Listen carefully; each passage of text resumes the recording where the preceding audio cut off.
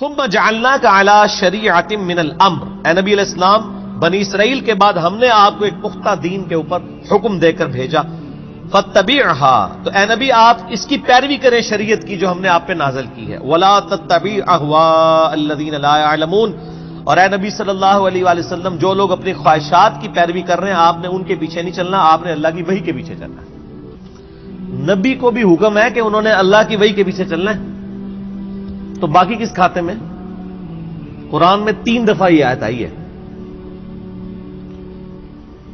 سورہ یونس میں، سورۃ الانعام کے اندر، سورہ الزمر کے اندر، قل انی اخاف ان عصیت ربی عذاب یوم عظیم، اے نبی تم فرماؤ کہ مجھے تو خود ڈر ہے اس بات کا کہ اگر میں نے بھی اللہ کی نافرمانی کی تو بڑے دن کا عذاب مجھے بھی آ پکڑے گا۔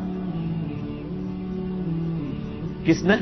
نبی صلی اللہ علیہ وسلم۔ یہ باتیں اس لیے کہلوائی گئی، حالانکہ نبی علیہ السلام تو اللہ کے محبوب ہیں، صرف اس لیے کہلوائی گئی کہ تاکہ بعد میں کوئی بندہ تکبر کے ساتھ معاملات کو کلیم نہ کرنا شروع کر دے کہ جی یہ بزرگوں تو نماز کی ضرورت ہی نہیں، اللہ تک پہنچ چکے نا۔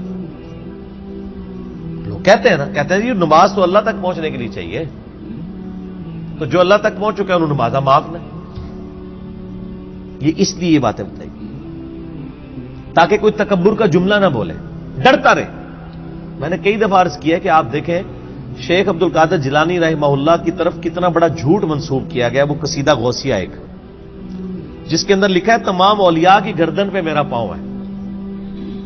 سر یہ جو جملہ ہے نا کہ تمام اولیاء کی گردن پہ میرا پاؤں ہے، یہ کوئی مسلمان نہیں بول سکتا، ولی تو چھوڑ دیں، یہ شیخ عبد القادر جیلانی پہ جھوٹ باندھا گیا، انہوں نے نہیں کہا یہ قصیدہ غوثیہ ہے ہی جھوٹ ہے، تو انہوں نے نہیں لکھا۔ اللہ کا نیک بندہ تو ہر وقت ڈرتا رہتا ہے، وہ یہ فرعونی الفاظ یہ تو فرعون بولے گا کہ میرا لوگوں کے گردن پہ پاؤں ہے۔ کیا حضرت ابوبکر صدیق نے کہیں بولا ہے یہ کہ تمام صحابہ کی گردن پہ میرا پاؤں ہے؟ صحابہ کے سردار کون ہے؟ ابوبکر صدیق۔ یہ کہتے ہیں عبد القادر جیلانی اولیاء اللہ کے سردار ہیں۔ اگر وہ سردار ہیں تو اس قسم کا فرعونی جملہ بولیں گے کہ اولیاء کی گردن پہ میرا پاؤں ہے؟ استغفر اللہ۔ یہ جملہ بولتے ہی بندہ اپنے ایمان کی فکر کرے، یہ سب کا سب فراڈ ہے، یہ ہے ہی جھوٹ ہے، انہوں نے نہیں بولا۔ انہوں نے جو کچھ بولا ہے وہ میں آپ کو بتاتا ہوں۔ ان کو کسی نے آ کے بتایا کہ عبد القادر عید کا چاند نظر آ گیا، انہوں نے کہا میری عید تو اس دن ہوگی جس دن میں اپنا ایمان بچا کے قبر میں اتر جاؤں۔ سر جو اللہ کا ولی ہوتا ہے اس کو اپنی فکر لگی رہتی ہے، وہ اتنا اکڑ خون نہیں ہوتا کہ لوگوں کو کہتا پھرتا ہے، یہ سب جھوٹ ہے۔ اور جو انسان اپنا پیشاب نہیں روک سکتا، کوئی جملہ بول سکتا ہے کہ تمام اولیاء کی گردن میں میرا پاؤں ہے؟ دنیا کا کوئی ولی، کوئی بزرگ اپنا پیشاب روک سکتا ہے؟ Not at all. اگر کوئی ہے تو آئیں، لائیں، ہمارے سامنے پیش کریں، پیشاب روک کے بتائے کچھ۔ انسان تو اتنا کسپرسی کے حالت میں، اسی لیے دیکھیں کہ آپ لوگ جب بیمار ہوتے ہیں آپ کو اٹھا کے ان کے پاس لے جاتے ہیں، اور یہ لوگ بیمار ہوتے ہیں تو یہ شفا انٹرنیشنل میں علاج کرا رہے ہوتے ہیں۔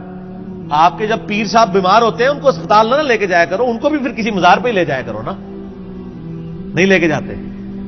یہ آپ کو انہوں نے چکر چلائے ہوئے سارے، ان کو پتہ ہے کچھ نہیں ہونا۔